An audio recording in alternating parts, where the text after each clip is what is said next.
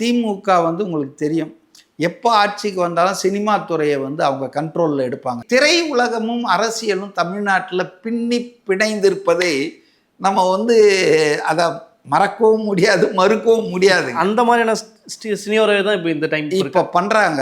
இது எப்படி பண்ணுறாங்கன்னா, அதாவது திமுக வந்து உங்களுக்கு தெரியும், எப்போ ஆட்சிக்கு வந்தாலும் சினிமா துறையை வந்து அவங்க கண்ட்ரோலில் எடுப்பாங்க. ஏன்னா அதனுடைய இம்பார்ட்டன்ட் ரோல், சினிமா வந்து வெரி பவர்ஃபுல் மீடியம்ங்க.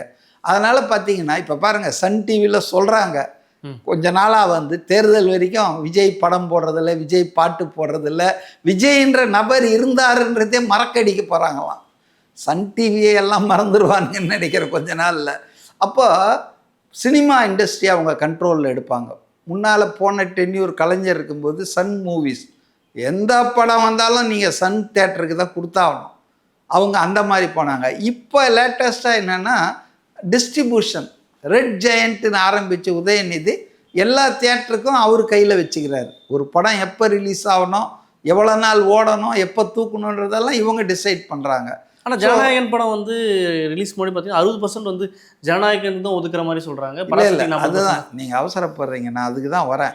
அதாவது என்ன அடிப்படையில் திமுக இதை வந்து க்ளோஸ் பண்ண பார்க்குதுன்னா, விஜய் படத்துக்கு எப்போவுமே வந்து 80:20ன்னு சொல்லிட்டு தான் அந்த ஷேர், தியேட்டர் ஓனருக்கு 20, 80 வந்து ப்ரொடியூசருக்கு.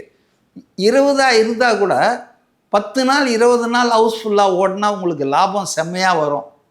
அதனால் எல்லாரும் 20% கிடைச்சா போதண்டான்னு ஒத்துக்கிட்டு இருப்பாங்க. இப்போ இவங்க என்ன கிளப்பி விட்றாங்கன்னா, தியேட்டர் ஓனர்ஸ்லாம், நாங்கள் பராசக்தியில் உங்களுக்கு 30 தரோம், 40 தரோம். உங்களுக்கு புரியுதா இந்த சபட்டேஜ்? அப்போ தியேட்டருக்காரங்க என்ன பண்ணுறாங்க, முதல்ல ஏங்க நீங்கள் 20னா ஒத்துக்க மாட்டோம், அட்லீஸ்ட் 30 கொடுங்க. அவங்க 30, 40 தராங்கன்றாங்க. இவங்க வந்து முடியாது, விஜய் படம் மாதிரி வேறு, அது அந்த சிவகார்த்திகேயன் படத்துக்கான வீச்சு வேறு, அதனால் அது வேலைக்கு ஆகாது அப்படின்ட்டாங்க.